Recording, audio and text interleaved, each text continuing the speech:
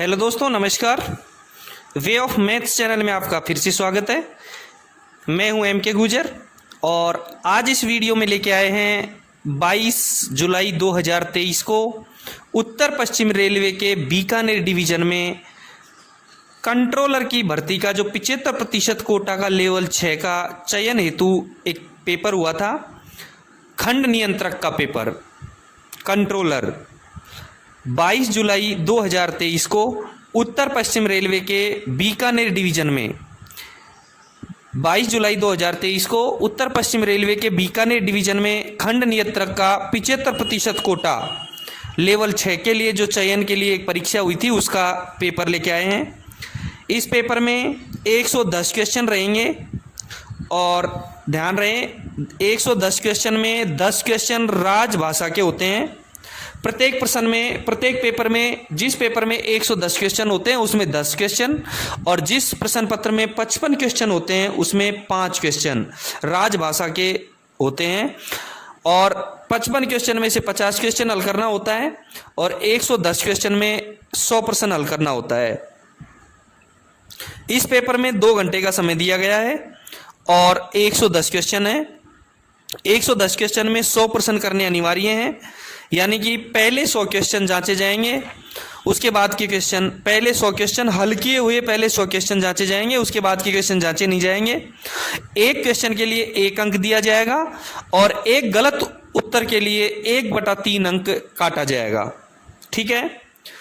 22 जुलाई 2023 को बीकानेर डिवीजन के खंड नियंत्रक 75% कोटा के लिए लेवल 6 के लिए जो चयन हेतु परीक्षा की गई थी उसका पेपर आज हम हल करवा रहे हैं। दोस्तों, एक बात मैं बता दूं, मेरे इस चैनल पे अब से पहले बहुत सारे क्वेश्चन पेपर हल करवा रखे हैं, उनके सबके लिंक इस डिस्क्रिप्शन में दिए हुए हैं। आप एक बार डिस्क्रिप्शन को जरूर देखें, अपने पिछले वीडियो को आप एक बार जरूर देखें। यदि आप departmentally station master, goods guard और शंट मास्टर या कंट्रोलर की तैयारी कर रहे हैं तो एक बार मेरे इस चैनल को सब्सक्राइब जरूर करें। मेरे इस चैनल पे दिए गए सारे पेपर एक बार जरूर देखें। यदि आपको पसंद आए तो देखना, नहीं पसंद आए तो कोई बात नहीं है। इस चैनल का लिंक को एक बार जरूर शेयर करें अपने दोस्तों के साथ में। यदि आपको इसमें कोई प्रॉब्लम है तो एक बार मुझे कमेंट करके जरूर बताएं।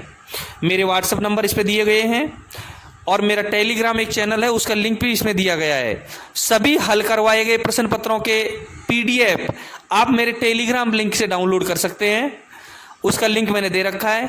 यदि आपको एक्स्ट्रा कोई पेपर चाहिए तो आप मुझे व्हाट्सएप पर भेज सकते हैं। मेरा जीमेल आईडी इसमें दिया गया है, जीमेल आईडी पे मुझे क्लिक कर सकते हैं। और यदि आपके डिवीजन में कोई इस प्रकार के प्रश्न पत्र हुए हैं वर्तमान में तो आप मुझे जरूर मेरे व्हाट्सएप पे या टेलीग्राम पे जरूर भेजें, उसका हल करके मैं आपको लिंक जरूर भेजूंगा। ठीक है।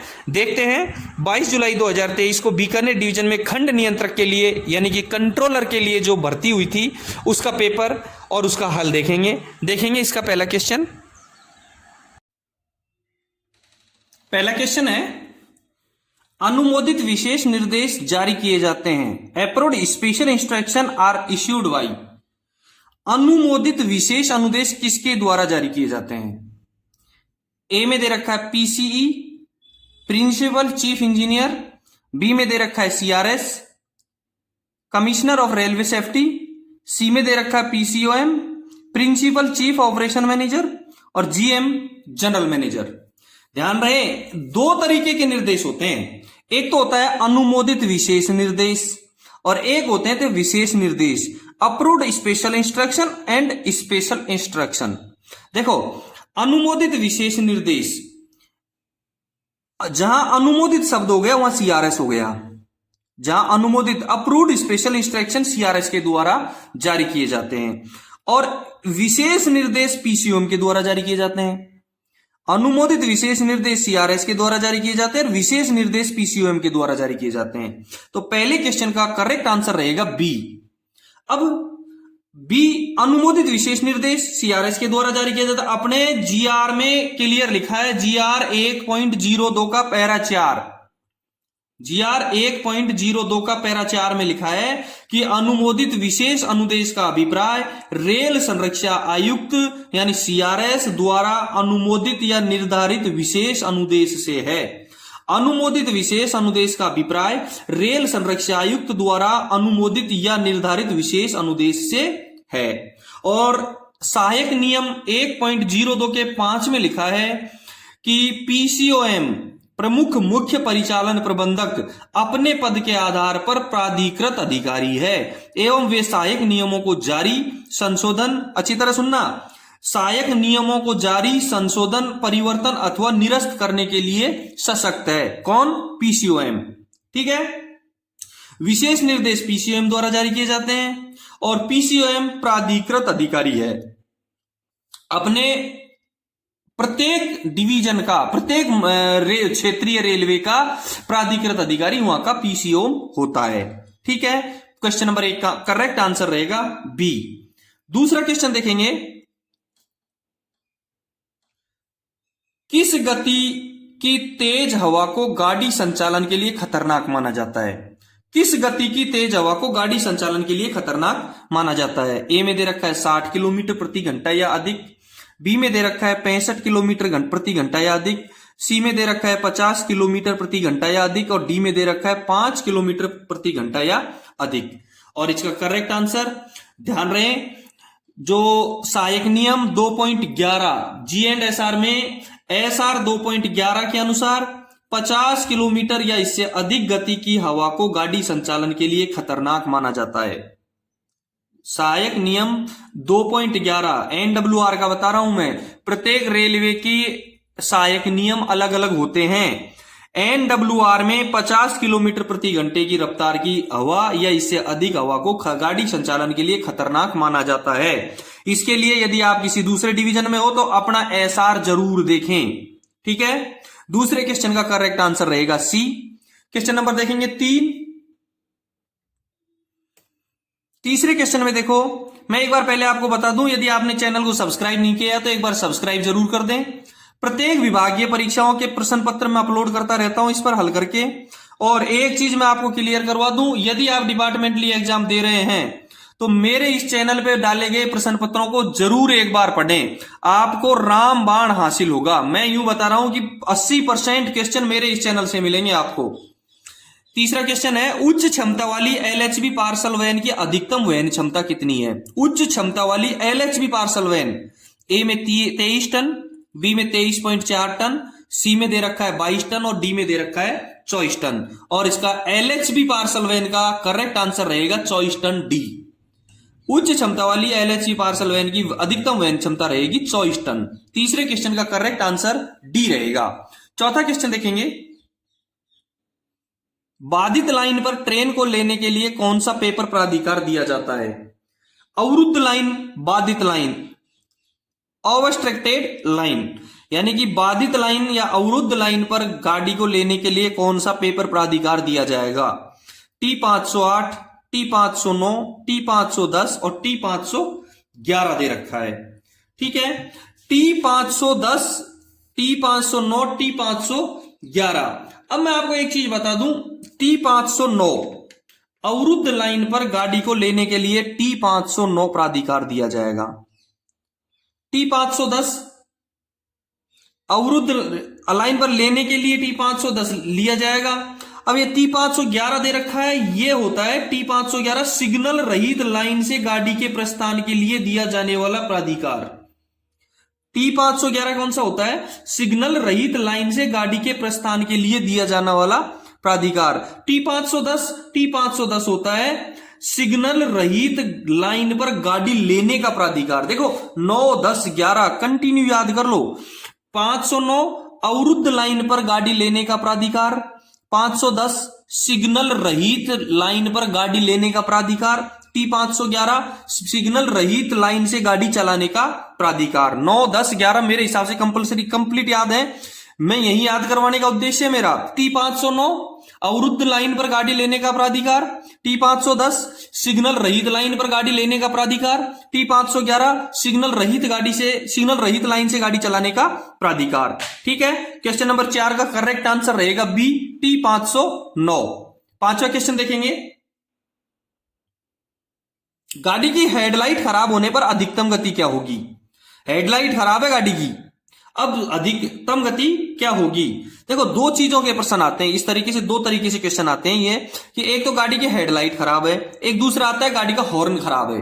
गाड़ी का हॉर्न खराब है तो देखो हेडलाइट खराब होगी तो 40 किलोमीटर प्रति घंटे, सी में जो दे रखा है वो गाड़ी की हेडलाइट खराब होने पर अधिकतम गति 40 किलोमीटर प्रति घंटे से अधिक नहीं होगी। और हॉर्न खराब हो गई, मान लो ब्लॉक सेक्शन में गाड़ी है और उसका हॉर्न खराब हो गया तो वो सब धीरे धीरे चल करके, सतर्कता पूर्वक चल करके वो ब्लॉक सेक्शन क्लियर करेगा और स्टेशन से गाड़ी आगे नहीं चलाई जाएगी यदि हॉर्न खराब है तो। लेकिन हेडलाइट खराब है तो 40 किलोमीटर प्रति घंटे की रफ्तार से गाड़ी को चलाई जा सकती है। ठीक है, पांचवें क्वेश्चन का करेक्ट आंसर हो गया सी, 40 किलोमीटर प्रति घंटे। इससे पहले वाले वीडियो में मैंने 56 नंबर करेक्शन स्लिप जो NWR में G&SR की आई है उसको हल करवा रखा है, उसके लिंक भी डिस्क्रिप्शन में दे रखा है, आप जरूर देख लें। यदि आपके डिवीजन में कोई पेपर हुआ है तो मुझे टेलीग्राम चैनल पे, टेलीग्राम पे या व्हाट्सएप पे जरूर भेजें, मेरे मोबाइल नंबर यही है। यदि आपको कोई दिक्कत है तो मुझे जरूर कॉल करें एक बार। छठे नंबर का क्वेश्चन देखेंगे। छठे नंबर के क्वेश्चन में TSL में पहली ट्रेन की गति क्या होगी? TSL में पहली ट्रेन की गति क्या होगी? मैं पहले आपको बता दूं TSL होता क्या है। TSL का मतलब है temporary signal line working, temporary signal line working TSL। इसमें पहली ट्रेन की गति क्या होती है? अब देखो सिंगल लाइन वर्किंग में, टेम्परेरी सिंगल लाइन वर्किंग में पहली ट्रेन गति ए में दे रखा है 20 kmph, बी में दे रखा है 25 kmph, सी में दे रखा है 30 kmph और डी में दे रखा है 35 kmph। Single line working, single line temporary single line working में पहली ट्रेन की गति होगी 25 किलोमीटर प्रति घंटा, 25 किलोमीटर प्रति घंटा। अब कभी कभार क्वेश्चन ऐसा आ जाता है कि दूसरी गाड़ी की गति क्या होगी? तो सिंगल लाइन वर्किंग जब हो रहा है तो पहली गाड़ी की गति 25 किलोमीटर प्रति घंटा होगी, दूसरी गाड़ी की गति नॉर्मल स्पीड से होगी, दूसरी गाड़ी की गति होगी नॉर्मल स्पीड से। पहली की 25 किलोमीटर प्रति घंटा, दूसरी गाड़ी नॉर्मल स्पीड से होगी। ठीक है, दूसरी चीज मैं आपको एक बात बता दूं कि सेक्शन में जाने वाली, टेम्परेरी सिंगल लाइन वर्किंग में सेक्शन में जाने वाली पहली गाड़ी यदि ART या ARME है और वह दुर्घटना स्थल पर कार्य करने के लिए जा रही है तो कंट्रोलर से सलाह करके उसको सामान्य गति से भी भेजा जा सकता है। बहुत इंपॉर्टेंट है, सेक्शन में जाने वाली पहली गाड़ी यदि ART ARME है और वह दुर्घटना स्थल पर कार्य करने के लिए जा रही है तो कंट्रोलर की सलाह करके सामान्य गति से भी भेजा जा सकता है। क्लियर? छठे क्वेश्चन का करेक्ट आंसर रहेगा बी। सातवां क्वेश्चन देखेंगे। निम्न में से कौन सा एक टर्मिनल स्टेशन नहीं है? निम्न में से कौन सा एक टर्मिनल स्टेशन नहीं है? पहले मैं आपको क्लियर करवा दूं कि ये टर्मिनल स्टेशन कौन सा होता है। देखो टर्मिनल का मतलब है समाप्त हो जाना, टर्मिनल का मतलब है समाप्त हो जाना, अर्थात जब रेलवे ट्रैक या रास्ता समाप्त हो जाता है तो वह स्टेशन टर्मिनल के रूप में जाना जाता है। हिंदुस्तान के दो बड़े टर्मिनल हैं, छत्रपति शिवाजी टर्मिनल और लोकमान्य तिलक टर्मिनल। ये देश के सबसे बड़े टर्मिनल स्टेशन है। ठीक है, क्लियर है फंडा? टर्मिनल जब रेलवे ट्रैक या रास्ता समाप्त हो जाता है तो वह स्टेशन टर्मिनल के रूप में जाना जाता है। अब निम्न में से कौन सा स्टेशन टर्मिनल नहीं है? अनूपगढ़, पोखरण, जैसलमेर, बीकानेर। केवल बीकानेर ऐसा स्टेशन है जो टर्मिनल स्टेशन नहीं है। जैसलमेर टर्मिनल स्टेशन है, पोखरण टर्मिनल स्टेशन है, अनूपगढ़ भी टर्मिनल स्टेशन है। ठीक है, तीनों टर्मिनल है, बीकानेर एक टर्मिनल स्टेशन नहीं है। क्वेश्चन नंबर देखेंगे 8वां। रेलवे बोर्ड में ट्रैफिक विभाग के मुखिया का नाम क्या है? रेलवे बोर्ड में ट्रैफिक विभाग के मुखिया का नाम क्या है? ए में FC दे रखा है, बी में दे रखा है MTRS, सी में दे रखा है MI और डी में दे रखा है MOBD। देखो FC का मतलब होता है मेंबर ऑफ फाइनेंस, FC यानी मेंबर ऑफ फाइनेंस। MTRS का मतलब होता है member of traction and rolling stock, member of traction and rolling stock. MI का मतलब होता है member of infrastructure, member of infrastructure. और डी में MOBD दे रखा है। MOBD का फुल फॉर्म होता है member operations and business development. तो आपको बिल्कुल स्पष्ट दिख रहा होगा कि ट्रैफिक विभाग का होगा तो ऑपरेशन का नाम होगा, तो एमओबीडी, एमओबीडी का फुल फॉर्म होगा member of operation and business development. और वर्तमान में हमारे हिंदुस्तान की एमओबीडी यानी member of operation and business development है जया वर्मा सिन्हा।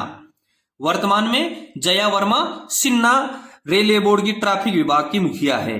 ठीक है, 8वें क्वेश्चन का करेक्ट आंसर हो गया D, MOBD, member of operations and business development. ठीक है, 9 नंबर का क्वेश्चन देखेंगे। 9 नंबर के क्वेश्चन में है रेलवे बोर्ड द्वारा जारी अधिमान्य यातायात आदेश के अनुसार, रेलवे बोर्ड द्वारा जारी अधिमान्य यातायात आदेश के अनुसार जो प्राथमिकता ए ट्रैफिक है, ए ट्रैफिक की प्राथमिकता किसको दी गई है? ए में मिलिट्री ट्रैफिक, बी में स्पॉन्सर्ड कोयल ट्रैफिक, सी में डिपार्टमेंटल ट्रेन और डी में प्रेसिडेंट स्पेशल ट्रेन। बिल्कुल ए प्राथमिकता, ए ट्रैफिक मिलिट्री ट्रैफिक को दिया गया है। ए किसको दिया गया है? मिलिट्री ट्रैफिक को। 9वें क्वेश्चन का करेक्ट आंसर रहेगा ए। 9वें क्वेश्चन का करेक्ट आंसर रहेगा ए। दोस्तों पिछले वीडियो को देखने के लिए मेरे चैनल पर जरूर क्लिक करें। देखेंगे क्वेश्चन नंबर 10। 10वें क्वेश्चन में है स्वचालित सिग्नल पहचाना जाता है, स्वचालित सिग्नल पहचाना जाता है, ऑटोमेटिक सिग्नल। ए में दे रखा है ए मार्कर से, बी में दे रखा है इल्यूमिनेटेड ए मार्कर, प्रज्वलित ए मार्कर, सी में दे रखा है सी मार्कर, डी में दे रखा है पी मार्कर। देखो ए मार्कर का संकेत होता है ऑटोमेटिक रोक सिग्नल। करेक्ट आंसर इसका रहेगा ए, करेक्ट आंसर इसका रहेगा ए। इल्यूमिनेटेड यानी प्रज्वलित ए मार्कर, प्रज्वलित ए मार्कर सेमी ऑटोमेटिक रोक सिग्नल। बी में जो दे रखा है उसका मतलब होगा, जो प्रज्वलित ए मार्कर का होगा सेमी ऑटोमेटिक रोक सिग्नल। सी में दे रखा है सी मार्कर, सी मार्कर का मतलब होता है calling on signal. C marker जिसमें लगा है इसका मतलब है कॉलिंग ऑन सिग्नल। और पी मार्कर, पी मार्कर का मतलब होता है परमिसिव सिग्नल। पी मार्कर का मतलब होता है परमिसिव सिग्नल। ठीक है, तो 10वें क्वेश्चन का करेक्ट आंसर रहेगा ए। 10वें क्वेश्चन का करेक्ट आंसर रहेगा ए। 11वां क्वेश्चन देखेंगे। रात के समय जब गेट सिग्नल ऑन होता है तब लोको पायलट का इंतजार करेगा। रात के समय जब गेट सिग्नल ऑन होता है तो लोको पायलट कितना इंतजार करेगा? देखो ए में दे रखा है 1 मिनट, बी में दे रखा है 2 मिनट, सी में दे रखा है 3 मिनट और डी में दे रखा है 4 मिनट। कितना इंतजार करता है? 11वें क्वेश्चन के लिए मैं बताऊं आपको कि किसी गाड़ी के लोको पायलट को, किसी भी गाड़ी के लोको पायलट को गेट रोक सिग्नल ऑन स्थिति में दिखाई देता है तो लोको पायलट लगातार लंबी सीटी बजाएगा। किसी गाड़ी के लोको पायलट को गेट रोक सिग्नल ऑन स्थिति में दिखाई देता है तो वह लोको पायलट लगातार लंबी सीटी बजाएगा तथा सिग्नल से पहले रोकेगा। यदि खंबे पर जी मार्कर लगा है तो दिन में 1 मिनट और रात में 2 मिनट। आपके क्वेश्चन का जवाब आ गया। यदि खंबे पर जी मार्कर लगा है तो दिन में 1 मिनट व रात में 2 मिनट तक सिग्नल ऑफ होने का इंतजार करेगा। उसके बाद गेटमैन है तो गेटमैन से, अन्यथा एएलपी और train manager, assistant loco pilot और ट्रेन मैनेजर दोनों मिलकर गेट को बंद करेंगे और गाड़ी चलाएंगे, खोलेंगे और अगले स्टेशन पर इसकी सूचना देंगे। आपके क्वेश्चन का आंसर मिल गया कि रात के दौरान जब गेट सिग्नल ऑन होता है तब लोको पायलट 2 मिनट का इंतजार करेगा। 11वें क्वेश्चन का करेक्ट आंसर रहेगा बी, 2 मिनट। 12वां क्वेश्चन देखेंगे कि गैर अंतरपाशित कांटों, गैर अंतरपाशित कांटों यानी कि non interlock point, turn out व क्रॉस ओवर पर गाड़ी की सामान्यतः अधिकतम गति क्या होगी? Non interlock point, turn out और क्रॉस ओवर पर गाड़ी की सामान्यतया अधिकतम गति क्या होगी? ए में 20 किलोमीटर प्रति घंटे, बी में 15 किलोमीटर प्रति घंटे, सी में 10 किलोमीटर प्रति घंटे, डी में 30 किलोमीटर प्रति घंटे दे रखा है और इसका करेक्ट आंसर होगा डी, 30 किलोमीटर प्रति घंटे। Non interlocked point, turn out और क्रॉस ओवर पर गाड़ी की सामान्यतः अधिकतम गति होगी 30 किलोमीटर प्रति घंटा। कितनी होगी?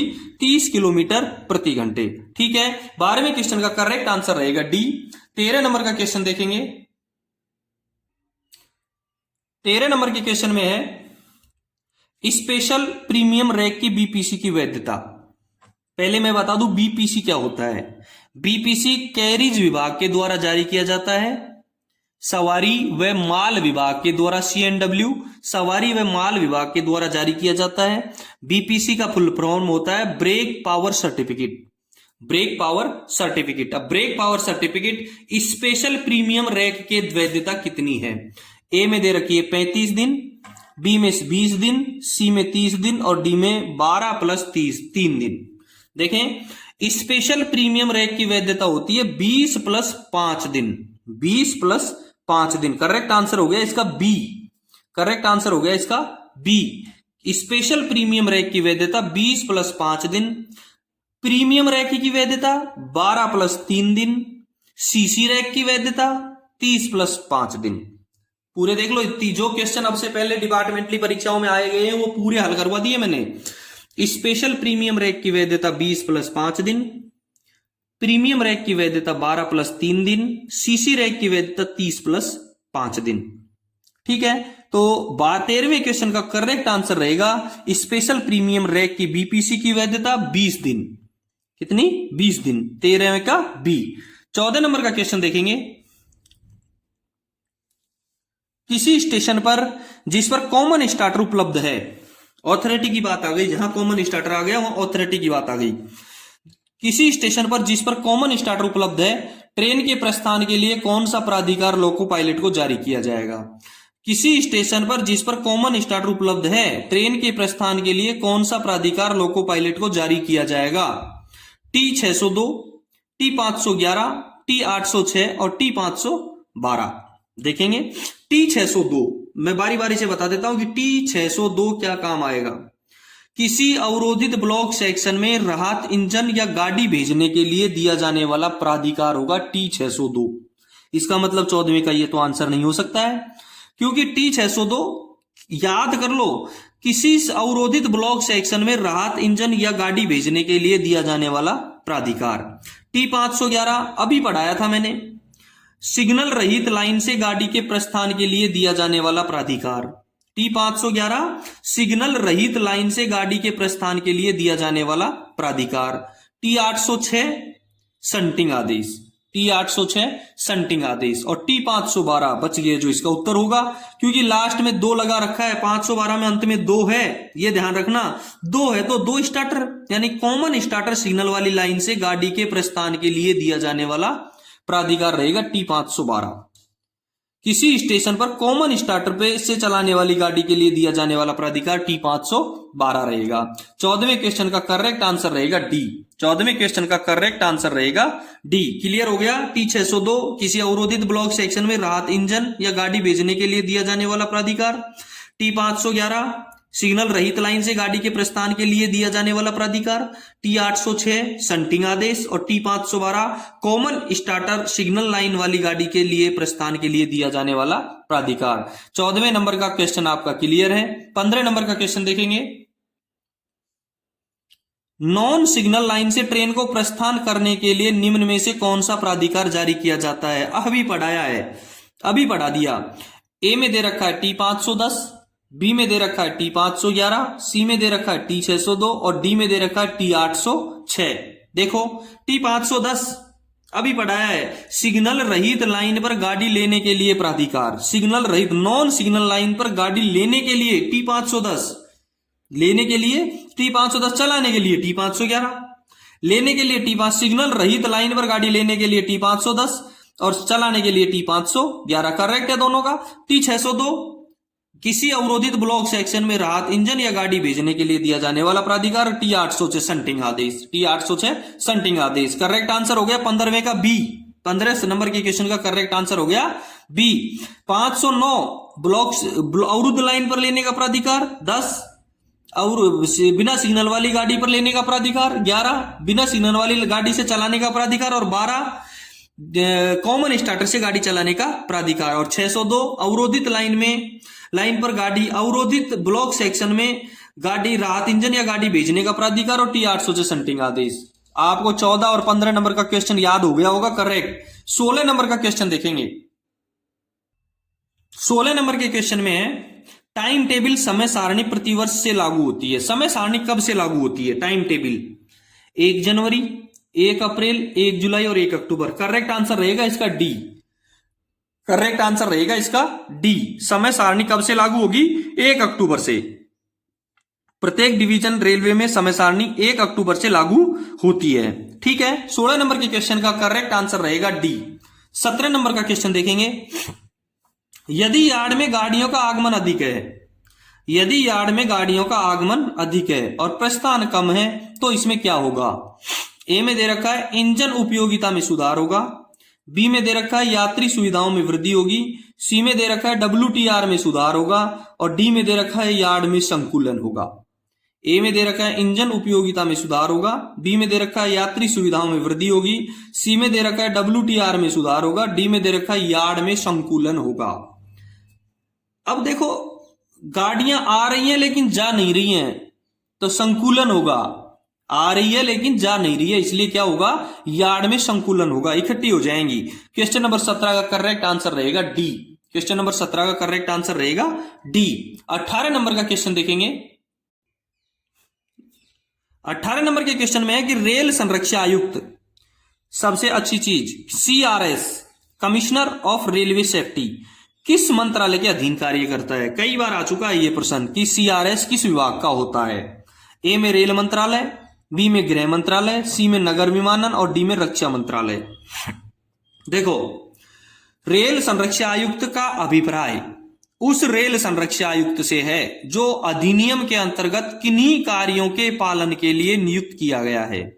अच्छी तरह ध्यान से सुनना कि रेल संरक्षा आयुक्त का अभिप्राय उस रेल संरक्षा आयुक्त से है जो अधिनियम के अंतर्गत किन्हीं कार्यों के पालन के लिए नियुक्त किया गया है, और इसके अंतर्गत मुख्य रेल संरक्षा आयुक्त भी सम्मिलित है। CCRS मुख्य रेल संरक्षा आयुक्त, chief commissioner of railway safety. देखो, ये होता है नगर विमानन, सिविल एविटेशन का। किसका होता है? नगर विमानन का। रेल संरक्षा आयुक्त नगर विमानन का अधीन कार्य करता है। न रेल मंत्रालय का होता है, न होम मिनिस्ट्री का होता है, न डिफेंस का होता है। ये होता है नगर विमानन का। किसका होता है? नगर विमानन का। 18वें नंबर के क्वेश्चन का करेक्ट आंसर रहेगा सी। आगे बढ़ने से पहले यदि चैनल को सब्सक्राइब नहीं किया है तो एक बार सब्सक्राइब जरूर कर देना। बहुत सारे वीडियो डाल रखे हैं, वो आप जरूर देखना। आपके डिवीजन में यदि कोई वीडियो या कोई पेपर हुआ है विभाग का तो मुझे जरूर सेंड करिएगा। 19 नंबर का क्वेश्चन देखेंगे। सी श्रेणी ओडीसी विशेष गाड़ी की स्वीकृति किसके द्वारा दी जाती है? सी क्लास ओडीसी।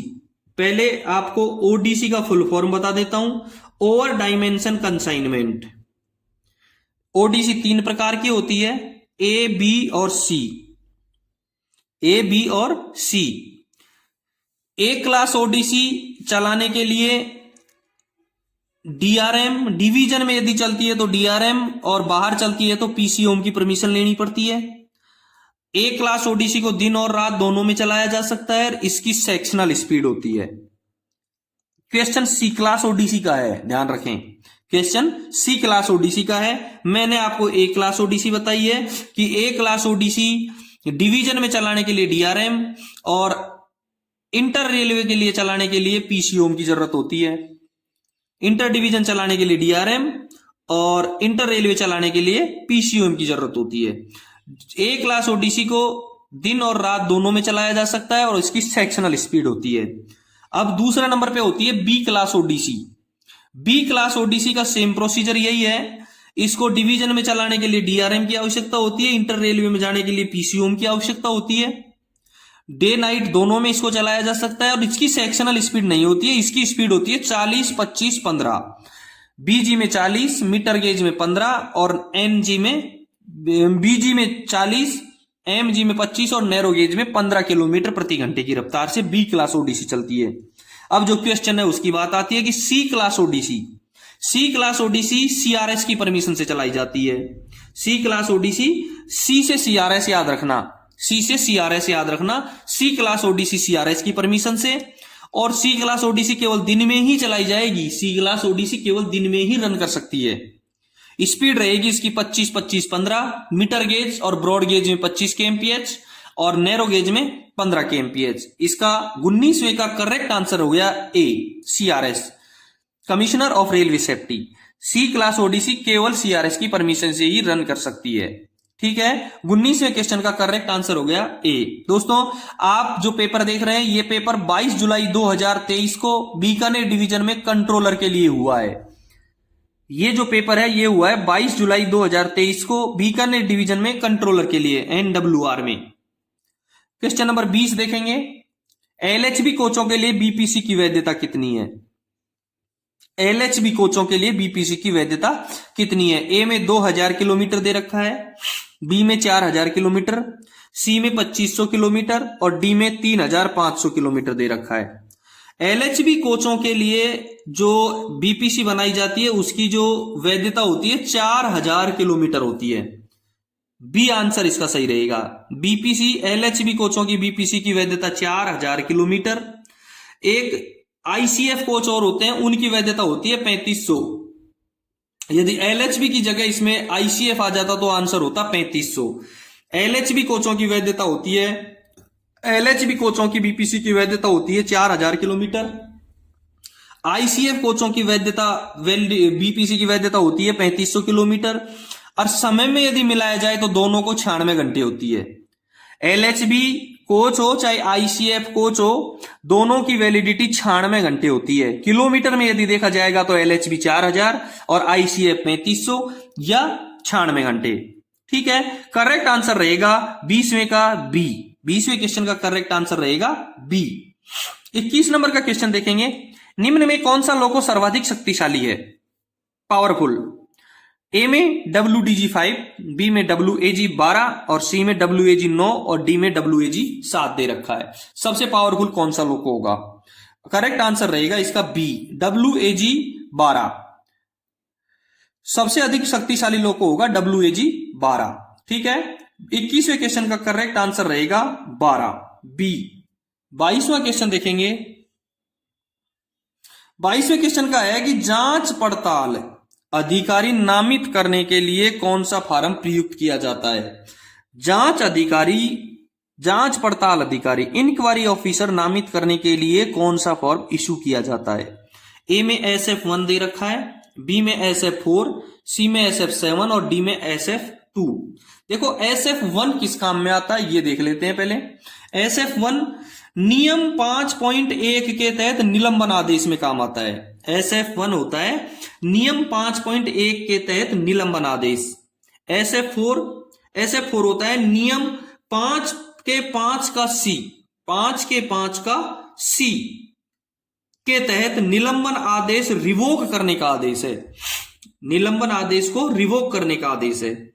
SF7 है जांच बोर्ड जांच अधिकारी की नियुक्ति का आदेश। जांच बोर्ड या जांच अधिकारी की नियुक्ति का आदेश है। करेक्ट आंसर 22वें का सी रहेगा, SF7। यही है जांच बोर्ड या जांच अधिकारी की नियुक्ति का आदेश। और SF2 होता है नियम 5 के 2 के तहत डिम्ड निलंबन आदेश। नियम 5.2 के तहत डिम्ड निलंबन आदेश SF2। इसलिए 22वें क्वेश्चन का करेक्ट आंसर रहेगा SF7, सी आंसर इसका करेक्ट रहेगा। 23 नंबर का क्वेश्चन देखेंगे। 23 नंबर के क्वेश्चन में है सिग्नल साइटिंग समिति में एक बार फुटप्लेट निरीक्षण करती है। ए में 1 मंथ, बी में 2 मंथ, सी में 3 मंथ और डी में 6 मंथ। सिग्नल साइटिंग कमेटी, ध्यान रहे सिग्नल साइटिंग कमेटी में 3 लोग होते हैं, TILI SI। Signal sighting committee में 3 लोग होते हैं। और 3 लोगों से मेरे को याद आया कि किसी भी गाड़ी के लोको में लोको पायलट क्रू के अलावा 3 लोग ही अधिकतम बैठ सकते हैं। किसी भी गाड़ी के लोको में 3 व्यक्ति ही बैठ सकते हैं क्रू के अलावा। तो सिग्नल साइटिंग कमेटी में 3 व्यक्ति होते हैं, TILI SI, TI transportation inspector, LI loco inspector और SI signal inspector. Signal sighting committee के 3 ही सदस्य होते हैं और 3 महीने में एक बार फुटप्लेट निरीक्षण करते हैं। 23वें क्वेश्चन का करेक्ट आंसर रहेगा सी। 3 से 3 क्वेश्चन हल करवा दिए मैंने। 3 से 3 क्वेश्चन हल हो गए। सिग्नल साइटिंग कमेटी 3 महीने में एक बार फुटप्लेटिंग करती है। इसमें 3 सदस्य होते हैं, TI, LI, SI, और लोको के अंदर क्रू के अलावा 3 सदस्य ही बैठ सकते हैं, 3 ही व्यक्ति चढ़ सकते हैं लोको में। इंजन में, गाड़ी के इंजन में 3 व्यक्ति बैठ सकते हैं। सिग्नल साइटिंग कमेटी में 3 सदस्य होते हैं और सिग्नल साइटिंग कमेटी 3 महीने में एक बार निरीक्षण करती है। 23वें क्वेश्चन का करेक्ट आंसर हो गया सी। क्वेश्चन नंबर देखेंगे 24वां क्वेश्चन है कि SWR किस G&SR के अधीन जारी किए जाते हैं? कौन सा GR है जिसके अंदर SWR जारी किया जाता है? GR 6.05, GR 2.0। अगला क्वेश्चन देखेंगे 24वां, SWR किस G&SR के नियम के अधीन जारी किए जाते हैं? GR 6.05, GR 2.01, GR 5.06 और GR 5.01। मैं सारे के सारे जो इसमें दिए गए हैं पूरे GR के बारे में आपको एक बार बता देता हूं। देखो, GR 6.05 में साफ लिखा है दुर्घटना या गाड़ी बिगड़ जाने की सूचना भेजना। GR 6.5 में लिखा है दुर्घटना या गाड़ी बिगड़ जाने की सूचना भेजना। बी में लिखा है GR 2.01 में नियमों की प्रति देना, किसके द्वारा? रेल प्रशासन के द्वारा। GR 2.01 में रेल प्रशासन द्वारा नियमों की प्रति देने का उल्लेख है। GR 5.06 में स्टेशन संचालन नियम यानी SWR देने का प्रावधान है। स्टेशन पर SWR देने का प्रावधान है GR 5.06 में। और डी में है GR 5.01 कार्य चालन के लिए स्टेशन मास्टर की जिम्मेदारियां हैं 5.01 में। करेक्ट आंसर इसका हो गया सी, GR 5.06। SWR का जो उल्लेख किया गया है वो किया गया है सी में, GR 5.06 में। GR 5.06 में SWR का उल्लेख किया गया है, इसलिए 24वें क्वेश्चन का करेक्ट आंसर हो गया सी। 24वें क्वेश्चन का करेक्ट आंसर हो गया सी। क्वेश्चन नंबर देखेंगे 25वां, रनिंग लाइन यदि अन्य लाइनों से आइसोलेटेड नहीं है, ध्यान रहे, रनिंग लाइन यदि अन्य लाइनों से आइसोलेटेड नहीं है तो कोई भी गाड़ी उस लाइन से किस गति से अधिकतम पर थ्रू पास नहीं हो सकती। उस लाइन से किसी भी गति से अधिकतम पर थ्रू पास नहीं हो सकती। 30 किलोमीटर प्रति घंटा ए में दे रखा है, बी में 60 किलोमीटर प्रति घंटा, सी में 50 किलोमीटर प्रति घंटा, डी में 15 किलोमीटर प्रति घंटा। रनिंग लाइन यदि अन्य लाइनों से आइसोलेटेड नहीं है तो कोई भी गाड़ी उस लाइन से 50 किलोमीटर प्रति घंटे की गति से अधिकतम पर थ्रू पास नहीं होगी। 25वें क्वेश्चन का करेक्ट आंसर हो गया सी। 25वें क्वेश्चन का करेक्ट आंसर हो गया सी। ठीक है, 25वें का आंसर हो गया सी। 26वां क्वेश्चन देखेंगे। 26वें क्वेश्चन में है यदि ब्रेक वैन लीडिंग में न हो, यदि, क्वेश्चन को अच्छी तरह समझना, यदि ब्रेक वैन लीडिंग में न हो तो ब्लॉक सेक्शन में सीधी लाइन पर एक ट्रेन को किस अधिकतम गति से पुशबैक किया जा सकता है? पुशबैक की स्पीड हो गई 25-8। पुशबैक की स्पीड होती है 25 या 8 किलोमीटर प्रति घंटा। देखो, यदि ब्रेक वैन लीडिंग में नहीं है तो उसकी गति होगी 25 किलोमीटर प्रति घंटे। लीडिंग में है तो, सॉरी, यदि ब्रेक वैन लीडिंग में है तो उसकी गति होगी 25 किलोमीटर, लेकिन यहां ब्रेक वैन लीडिंग में नहीं है तो उसकी गति होगी 8 किलोमीटर। मैंने अभी बताया था पुशबैक की गति होती है 25-8।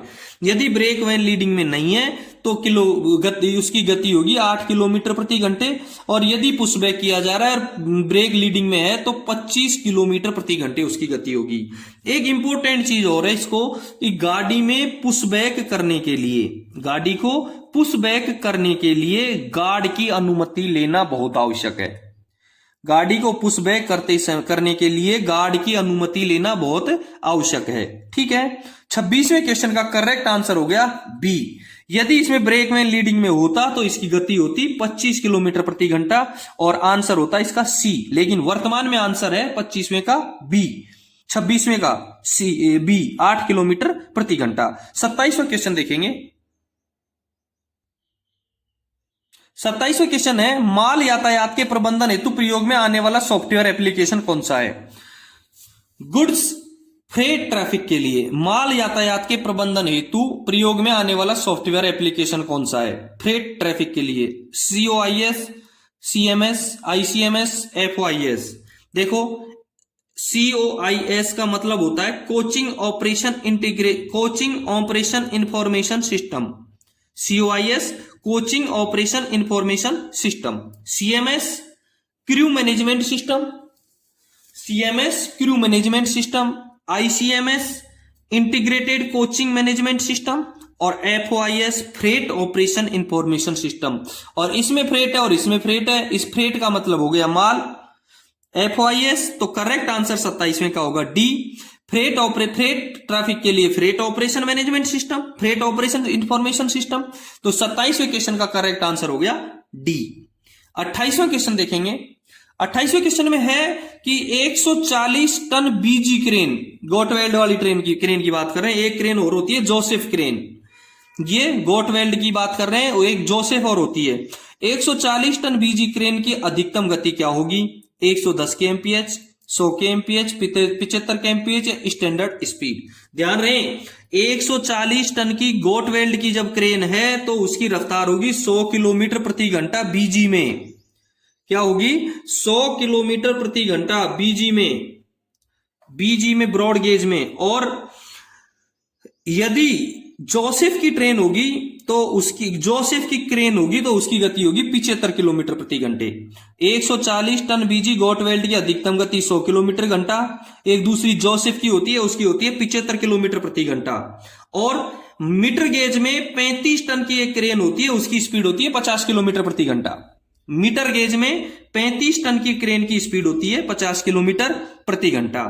दूसरी एक इंपॉर्टेंट चीज मैं और बता दूं कि जब क्रेन की जीभ डमी ट्रक पर नहीं रखी हो, जब क्रेन की जीभ डमी ट्रक पर नहीं रखी हो तो उसकी स्पीड होती है 6 किलोमीटर प्रति घंटा।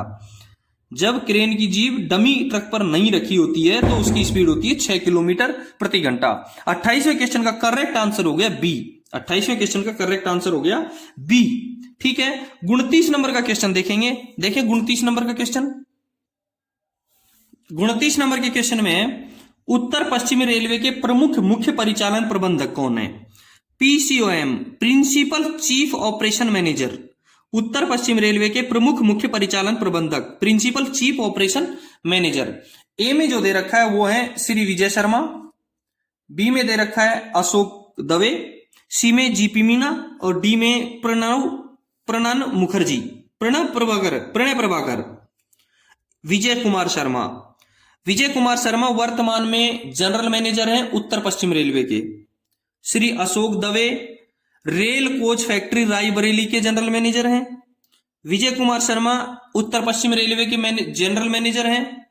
आलोक Dave rail coach factory Raebareli के जनरल मैनेजर हैं। जीपी मीणा CHOD के PCO में है, प्रिंसिपल चीफ ऑपरेशन मैनेजर है CHOD के। इससे पूर्व में जो जीपी मीणा है वो NR में CTPM थे। इससे पहले जीपी मीणा है वो NR में CTPM थे।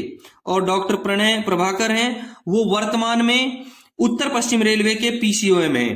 प्रणय प्रभाकर है वर्तमान में उत्तर पश्चिम रेलवे के PCO में है। इसलिए 29वें क्वेश्चन का करेक्ट आंसर रहेगा डी। 29वें क्वेश्चन का करेक्ट आंसर रहेगा डी। 30वां क्वेश्चन देखेंगे। रेड हैंड सिग्नल किस परिस्थिति में नहीं दिखाया जाएगा? रेड हैंड सिग्नल किस परिस्थिति में नहीं दिखाया जाएगा? ए में दे रखा है हूट एक्सल, बी में दे रखा है हैंगिंग पार्ट, सी में दे रखा है ट्रेन पार्टिंग और डी में दे रखा है फ्लैट टायर। ये टावर लिख दिया गलती से, फ्लैट टायर होता है। हॉट एक्सल में रेड सिग्नल दिखाना पड़ेगा, रोकनी पड़ेगी गाड़ी को। हैंगिंग पार्ट में रेड सिग्नल दिखाना पड़ेगा और गाड़ी को रोकनी पड़ेगी। फ्लैट टायर में हैंड सिग्नल दिखाना पड़ेगा और गाड़ी को रोकनी पड़ेगी। लेकिन एक ट्रेन पार्टिंग ऐसा है जिसमें आप रेड सिग्नल नहीं दिखा सकते। ध्यान रहे GR 6.08, इसका GR 6.08 है। ट्रेन पार्टिंग में दिन में हरी झंडी व रात में सफेद बत्ती यथासंभव अधिक से अधिक ऊपर से नीचे बार बार हिलाकर गाड़ी विभाजन हो जाने का संकेत देना है। दोबारा से सुन लो, GR 6.08 के अनुसार ट्रेन पार्टिंग में दिन में हरी झंडी, रात में सफेद बत्ती यथासंभव अधिक से अधिक ऊपर से नीचे बार बार हिलाकर गाड़ी विभाजन होने जाने का संकेत देना है। ठीक है, यदि पायलट को ट्रेन पार्ट का पता चलता है तो वह लंबी छोटी लंबी छोटी सीटी बजाकर स्टेशन स्टाफ और गार्ड को सूचित करेगा तथा संबंधित स्टाफ इसकी पावती हाथ सिग्नल से देगा। ठीक है, क्लियर है कि ट्रेन पार्किंग में आपको रेड सिग्नल नहीं दिखाना है। GR 6.08 में स्पष्ट लिखा है कि ट्रेन पार्किंग में दिन में हरी झंडी, रात में सफेद बत्ती, यथासंभव अधिक से अधिक ऊपर से नीचे बार बार हिलाकर गाड़ी विभाजन हो जाने का संकेत देना है। यदि पायलट को ट्रेन पार्ट का पता चलता है तो वह लंबी छोटी सीटी बजाकर स्टेशन स्टाफ और गार्ड को सूचित करेगा तथा संबंधित स्टाफ इसकी पावती हाथ सिग्नल से देगा। क्लियर है। 30वें क्वेश्चन का करेक्ट आंसर हो गया सी। 31 नंबर का क्वेश्चन देखेंगे। जब कलर लाइट सिग्नल को गेट सिग्नल या अंतिम गेट सिग्नल के साथ कंबाइंड किया जाता है तो उसका सामान्य एस्पेक्ट क्या होगा? जब कलर लाइट सिग्नल को गेट सिग्नल या अंतिम गेट सिग्नल के साथ कंबाइंड किया जाता है तो उसका सामान्य एस्पेक्ट क्या होगा? ए में देखा है रेड, बी में दे रखा है येलो, सी में दे रखा है डबल येलो, ग्रीन, डी में दे रखा है ग्रीन।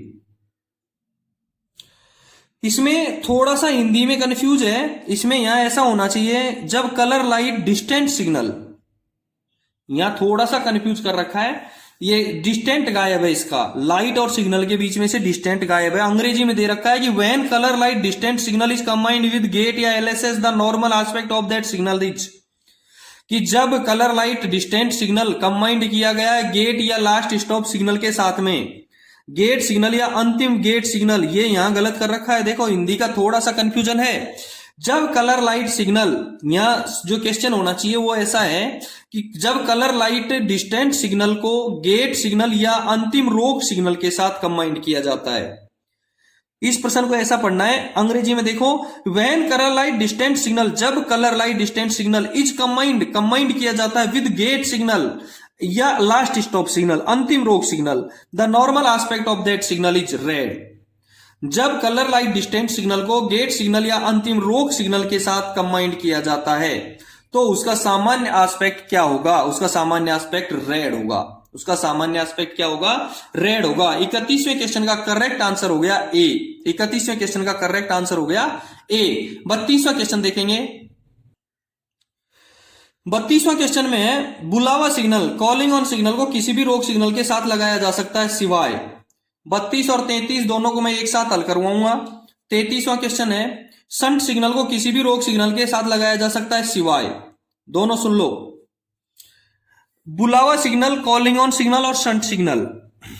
शंट सिग्नल को प्रथम रोक सिग्नल के अलावा, शंट सिग्नल को प्रथम रोक सिग्नल के सिवाय किसी भी सिग्नल के नीचे लगाया जा सकता है। कॉलिंग ऑन सिग्नल को अंतिम रोक सिग्नल के सिवाय किसी भी सिग्नल के नीचे लगाया जा सकता है।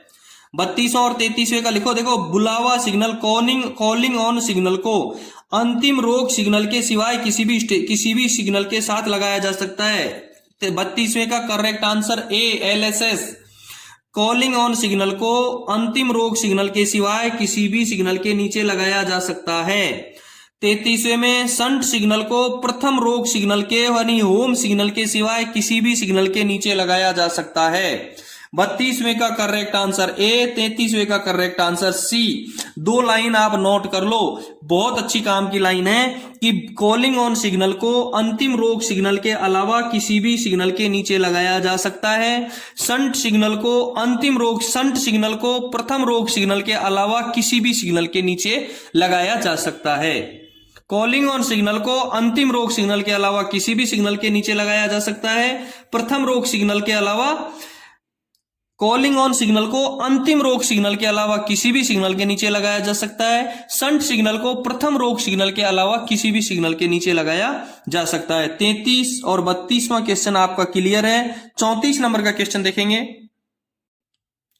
34 नंबर के क्वेश्चन में निम्न में से किसे होम सिग्नल झुकाने के लिए पर्याप्त दूरी के एक विकल्प के रूप में माना जाता है?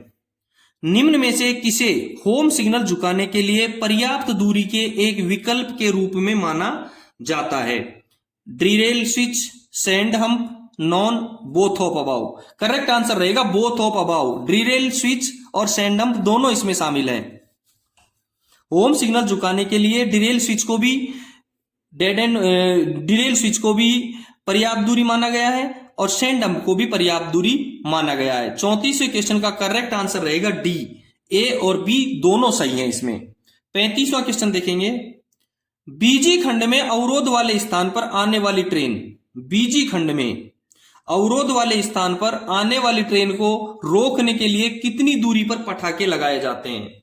ए में 400 और 800 मीटर, बी में दे रखा है 600 और 1200 मीटर, सी में दे रखा है 600 और 800 मीटर, डी में दे रखा है as per braking distance of train. देखो GR 6.03 का एक का ख, GR 6.03 का एक का ख में लिखा है कि गाड़ी की सुरक्षा के लिए एक पटाखा अपनी गाड़ी से 600 मीटर की दूरी पर अपने जाने की दिशा में रखेगा। तो पहला तो हो गया 600 मीटर। गाड़ी की सुरक्षा के लिए एक पटाखा अपनी गाड़ी से 600 मीटर की दूरी पर रखेगा और 3 पटाखे जो एक दूसरे से प्रत्येक 10 मीटर दूर होंगे उस स्थान से जहां गाड़ी खड़ी है 1200 मीटर की दूरी पर रखेगा। कहां रखेगा? 1200 मीटर की। तो 600 और 1200 आंसर हो गया 35वें का बी। करेक्ट आंसर हो गया इसका बी। नैरो गेज और मीटर गेज में यह दूरी 400 और 800 होगी।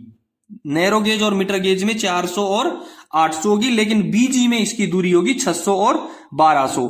35वें क्वेश्चन का करेक्ट आंसर हो गया बी। 36 नंबर का क्वेश्चन देखेंगे, भारत के 14वें प्रधानमंत्री कौन है? Who is the 14th PM of India? A में जवाहरलाल नेहरू, बी में नरेंद्र मोदी, सी में Indira Gandhi.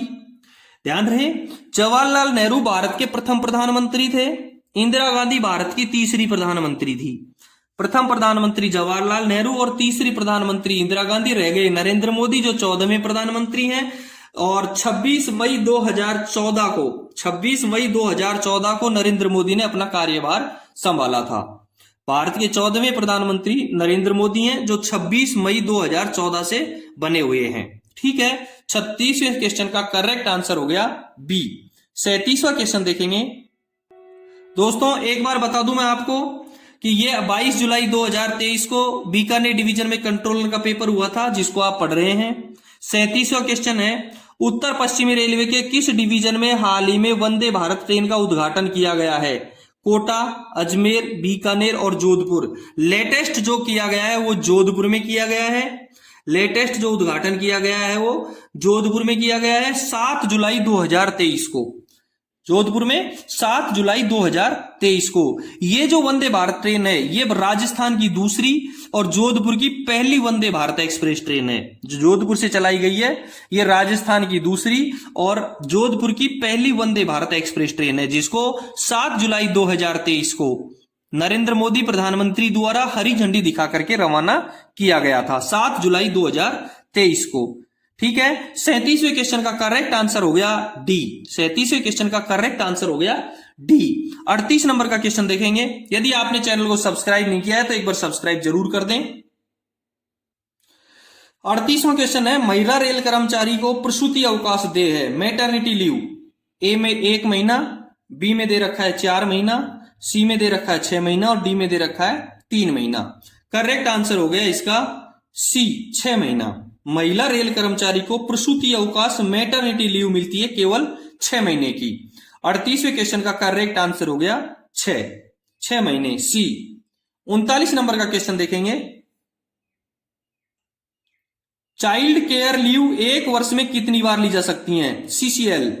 Child care leave 1 वर्ष में कितनी बार ली जा सकती हैं? ए में दे रखा है 1, बी में 2, सी में 3 और डी में 5 दे रखा है। ध्यान रहे, CCL चाइल्ड केयर लीव वर्ष में 3 बार ली जा सकती हैं। 39वें क्वेश्चन का करेक्ट आंसर हो जाएगा सी, चाइल्ड केयर लीव वर्ष में 3 बार ली जा सकती हैं। 39वें क्वेश्चन का करेक्ट आंसर हो गया सी। 40 नंबर का क्वेश्चन देखेंगे।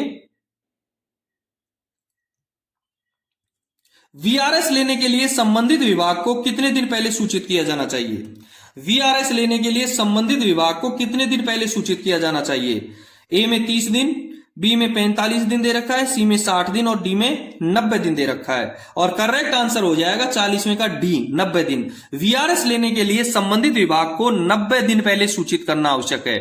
वीआरएस लेने के लिए संबंधित विभाग को 90 दिन पहले सूचित करना आवश्यक है। 40वें क्वेश्चन का करेक्ट आंसर हो गया डी। दोस्तों ये था बीकानेर डिवीजन का 22 जुलाई 2023 को होने वाला कंट्रोलर का पेपर का पहला भाग।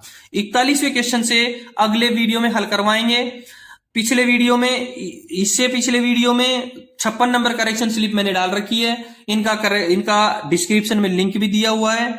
और इसमें 40 तक मैंने 1 से 40 हल करवा दिए हैं। यदि आपको पीडीएफ चाहिए तो मेरे को, वैसे मैं इसमें लिंक दे रखा है, इसका टेलीग्राम का लिंक दे रखा है। टेलीग्राम के लिंक पे क्लिक करके आप मेरे पीडीएफ भी डाउनलोड कर सकते हैं। फिर भी यदि नहीं मिले तो आप मुझे व्हाट्सएप पर लिख सकते हैं। यदि आपके डिवीजन में कोई पेपर है तो मुझे जरूर भेजें। धन्यवाद। फिर मिलते हैं अगले वीडियो में अगले 41 नंबर के क्वेश्चन के साथ में।